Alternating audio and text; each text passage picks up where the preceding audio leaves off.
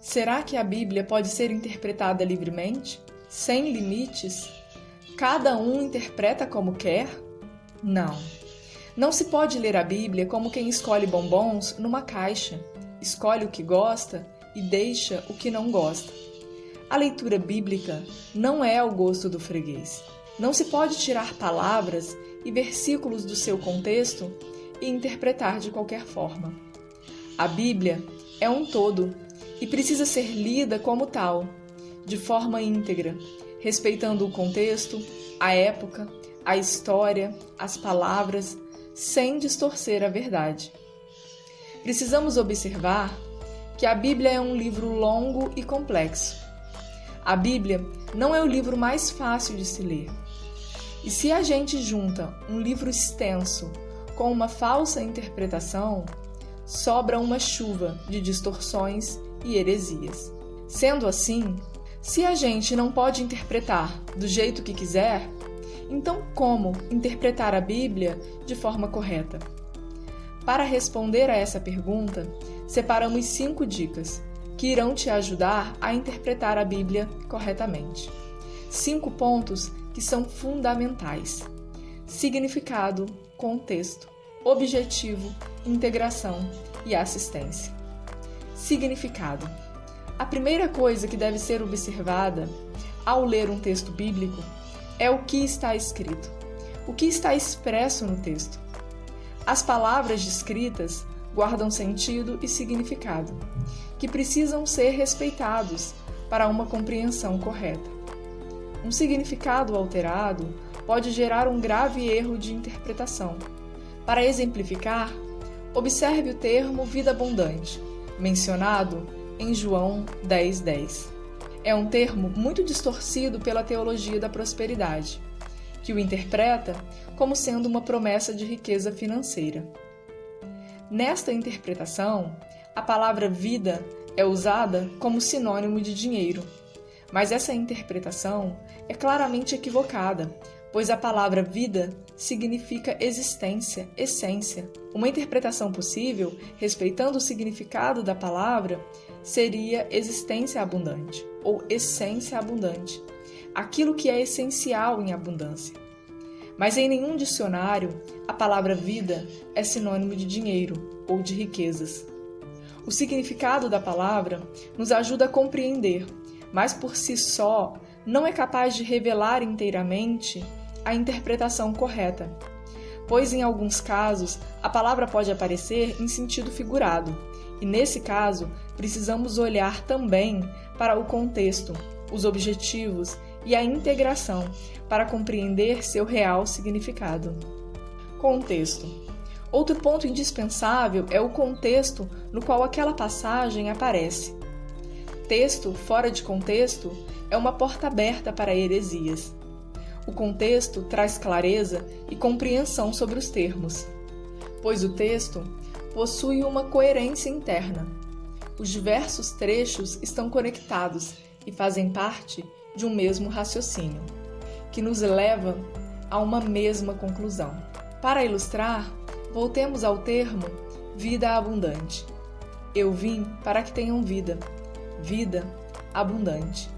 Olhando para o texto no qual este termo está inserido, percebemos a apresentação de 2 figuras, o pastor e o ladrão, 2 figuras opostas, uma que veio para matar e destruir, o ladrão, e outra que veio para nos dar vida, o pastor, que veio para nos salvar. Eu sou a porta das ovelhas.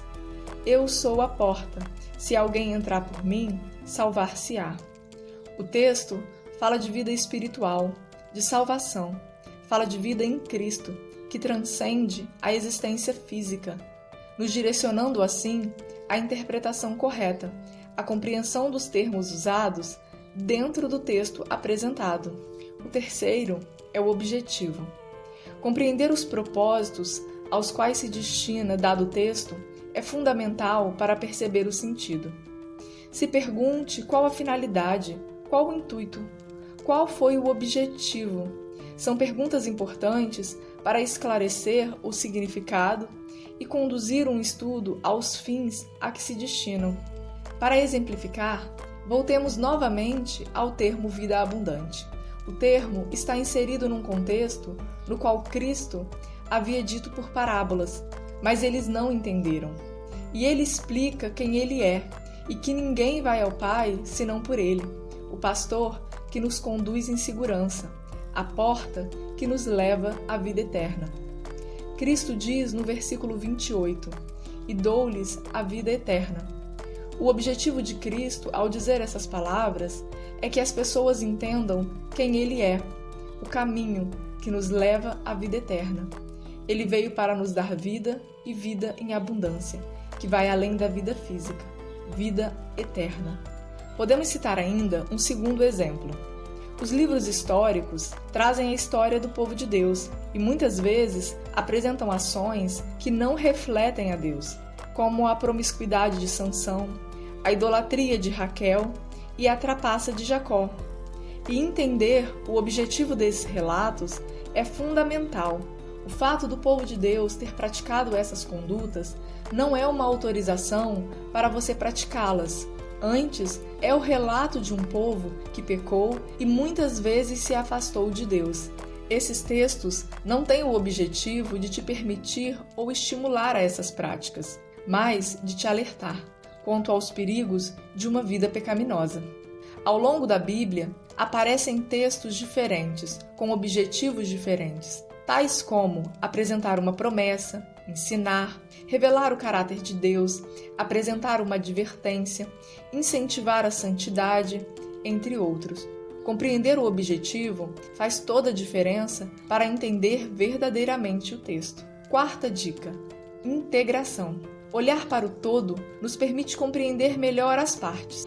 A Bíblia é um todo, um livro único, coerente e integrado, que retrata desde a criação do mundo até o seu fim os valores de Deus e o seu plano perfeito para nos salvar. Deste modo, ao interpretar uma passagem, não basta olhar o capítulo, é preciso buscar seu sentido integrado na Bíblia como um todo. Assim, se um trecho parece dizer o oposto do restante da Bíblia, é preciso acender o sinal de alerta, pois algo passou desapercebido e a leitura ficou incompleta. Toda a Bíblia aponta na mesma direção. Toda a Bíblia transmite a mesma mensagem. São textos de tipos literários diferentes que retratam períodos da história diferentes, mas sempre voltados a apresentar Deus para a humanidade. Os 4 pontos que vimos até aqui fazem referência a uma fiel leitura do texto. É a parte mais concreta, mais tangível, que nos auxilia na hora de interpretar.